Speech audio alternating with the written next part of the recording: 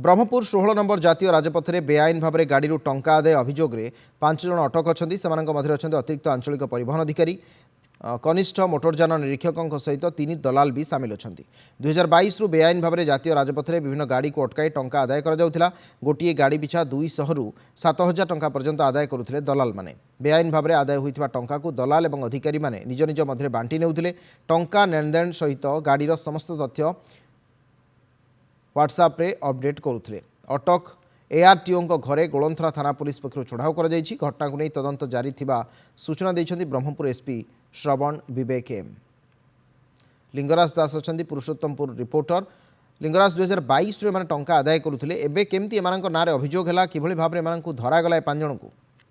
देखो अविनाश मैंने दीर्घ दिन है एपरी गोटे दलाल गैंग गोटे कर चलते किंतु बहुत बहुत दिन अभियोग पर एसपी गोलंथरा थाना अधिकारी कही आज सकाळु सकाळु सेमानकु 5 जन को धरते से एमबीआई और एआरटीओ थे आ 3 जन दलाल थे से एक व्हाट्सएप एक ग्रुप करते जो गाड़ी को से धरुले बेआईन भावे से गाड़ी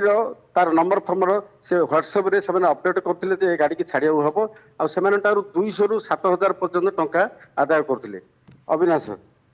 ठीक अच्छे अनेक अनेक धन्यवाद आपको लिंगराज दास थे पुरुषोत्तमपुर रिपोर्टर